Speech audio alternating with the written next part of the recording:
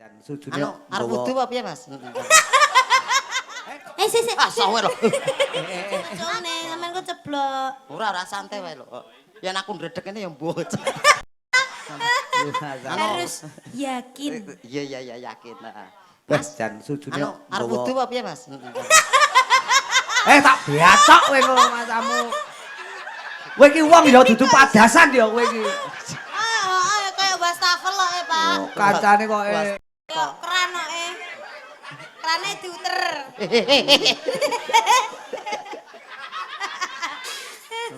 Lah iki iki motive. Iki motif. Iki diuter-uteran keran. Heeh. Terus Iki mancur. Niki kan kaya ngudang ponakane. Ya ngangge bawa napa cahayu apa tembang kekinian? nah, Kita bawa dulu. bawa dulu. Nah. Apa? Bawa sambung Wanci Dalu ya, Pak. Oke. Ceritane iki awak dhewe iki sambunge ning Wanci Dalu tok. Oh. Soalnya awan model kaya uncek iki terus rengenge panas dhek. Dadi Nggih. kepanasan metune lek bengi tok. Nggih. Kancane Iki kan siluman to, Pak. siluman kelelawar dhek.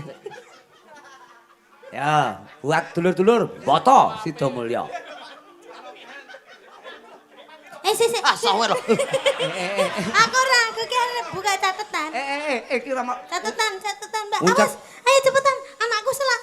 Nangis. guling kok. Anak-anak opo ora tau dimiki kok anak. Anak kok idamane mek mik tok Lho lho. jenenge anak ya mik. Ya kudang lah paling ora. Kudang terus anake prayo ngelak.